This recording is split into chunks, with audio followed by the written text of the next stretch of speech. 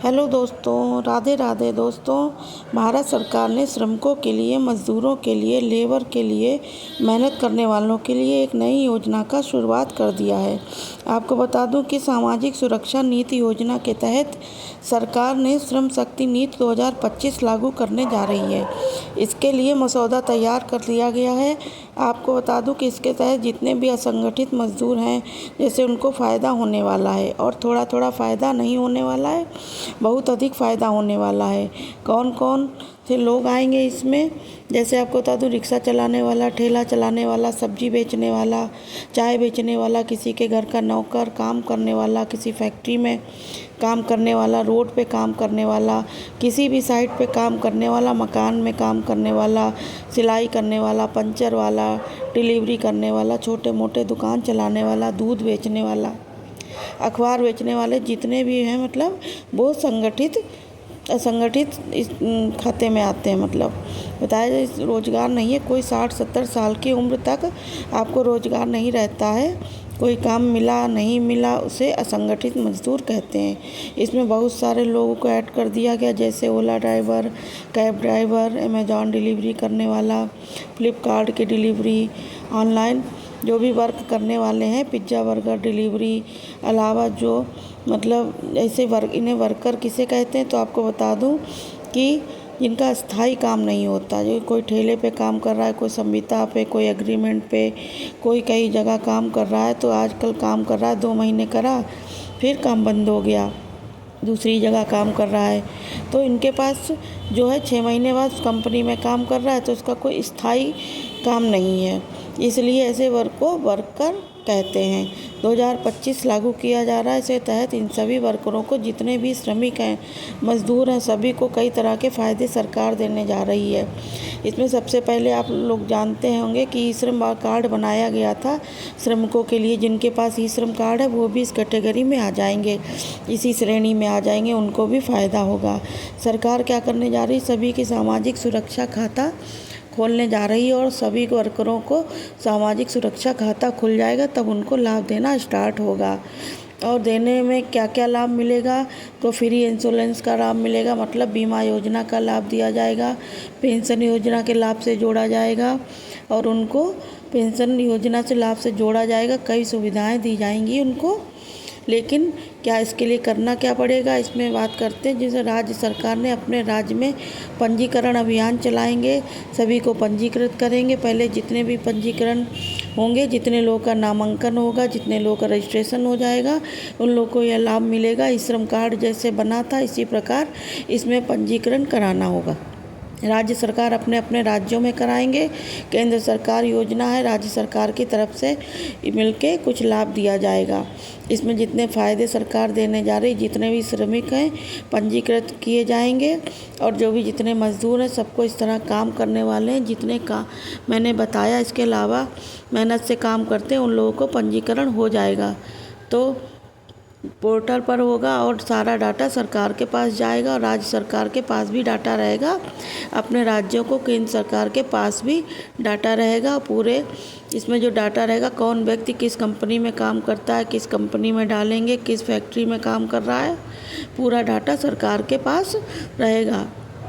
तो दोस्तों, लेबर कौन काम कर रहा है, ड्राइवरी का काम क्या कर रहा है, कौन सब नोट करना है, सरकार के पास डाटा चला जाएगा। इस बंदे को इस तरह काम करते हैं, उसी हिसाब से योजना का लाभ दिया जाएगा। तो इसको लाभ दिया जा सके, और उसी प्रकार से उसको भविष्य में रोज़गार भी उपलब्ध कराया जा सकेगा। रोज़गार का कोई चांस होता है, रोज़गार का कोई ऑफ़र होता है, कंपनी के पास फैक्ट्री पर वैकेंट होता है, वैकेंसी होती है, तो उसके द्वारा उसे रिकमेंड किया जाएगा। तो दोस्तों, जिस प्रकार काम करते हैं, उस तरह का रोज़गार की सुविधा आपको मिलेगी। कार्यस्थलों पर सुविधा और स्वास्थ्य संहिता 2020 का भी पालन किया जाएगा। उसको साधु पंजीकरण को आगे बढ़ाया जाएगा और पालन कराया जाएगा। कोई भी व्यक्ति काम कर रहा है किसी कंपनी में, किसी फैक्ट्री में, किसी साइट पर, उसके साथ कोई दुर्घटना और तो बता दूं तो किसी फैक्ट्री में काम कर रहा है, उसके साथ मशीन में हाथ चला गया या उंगली कट गई, किसी का हाथ कट गया, बेचारे डैमेज हो गया, तो किसी कारण अपंग हो गया, या कोई साइट पर काम कर रहा है ऊपर से गिर गया, तो होता क्या उसमें जो होता है ठेकेदार गया या कहीं साइट पर काम कर रहा है मालिक हो गया, जिस पर फैक्ट्री में काम कर रहा है मालिक हो गया, उस जितने भी अधिकारी हैं पीछा छुड़ाना चाहते हैं पैसा देकर 5,000 एक दे दिया, पीछा छुड़ा नियम के तहत बहुत ही सख्त है। आपको बता दूं कोई वर्कर कहीं काम कर रहा है उसके साथ कोई घटना हो जाती तो उसका सारा इलाज जो है खर्च देना, उसका मुआवजा देना, वो पूर्ण रूप से अपंग हो जाता है, अपाहिज हो जाता है, दिव्यांग हो जाता है, तो इसका काम होता है यहाँ से वो काम कर रहा है कि सुरक्षा व्यवस्था नहीं रखा तभी उसकी दुर्घटना हो गई, सारा इस सामाजिक खाता से जोड़ा जाएगा, सभी को हर चीज़ की गारंटी रहेगी, स्वास्थ्य की, सुरक्षा की, काम की, तो सारे सामाजिक सुरक्षा खाता खोला जाएगा। यह खाता जो है EPF, ESI, ई श्रम कार्ड और पेंशन जैसी सुविधाएं को मतलब किया जाएगा। सारे लोग ये सोचेंगे कि ई श्रम कार्ड बना ही हुआ है तो इसके लिए क्या आवश्यकता है, ये सामाजिक सुरक्षा खाता क्या होगा, इसको बनाने का क्या फ़ायदा है।